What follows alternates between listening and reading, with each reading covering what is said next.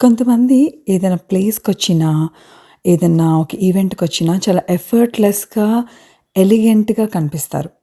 చాలా హుందాగా ఉంటారు. మనం ఎంత ట్రై చేసినా అలా ఉండలేకపోతాం.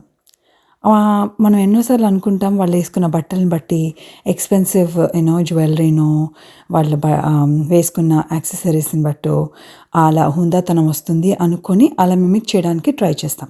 కానీ యాక్చువల్‌గా ఆ హుందాతనం మీరు ఒకవేళ చాలా క్షుణ్ణంగా పరీక్షిస్తే హుందాతనం అనేది మన మాట తీరుని బట్టి, మన నెమ్మది తత్వాన్ని బట్టి ఉంటుంది. కాన్ఫిడెంట్‌గా ఉన్నామా? దేనికి ఈజీగా పానిక్ అయిపోయి కంగారు పడిపోతున్నామా? లేకపోతే ఏదో ఒకరిని ప్లీజ్ చేయడానికి ట్రై చేస్తున్నామా? అందరితో ఒకే విధంగా గౌరవంగా మాట్లాడుతున్నామా?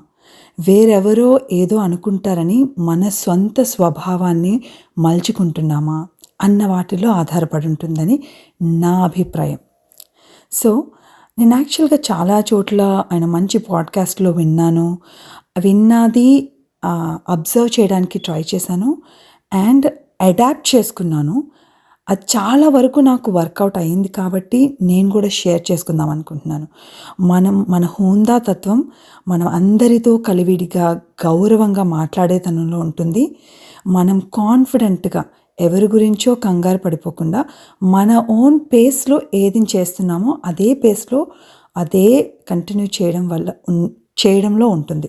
మనం ఏ సెలబ్రిటీస్‌ని మనం పరిశీలన చేసినా కూడా సేమ్ అదే బిహేవియర్ మీకు కనబడుతుంది మాక్సిమం. అందుకే వాళ్ళు చాలా కంపోజ్డ్‌గా ఉన్నట్లు అనిపిస్తుంది మనకి. అది ఈజీ అనమాట. అది పుట్టుకతోనే రావాలని లేదు. మనం అడాప్ట్ చేసుకోవడం దాన్ని బట్టి కూడా ఉంటుంది. So, I hope it helps. If you like the content, please like and subscribe to Telugu Talks America. Thank you.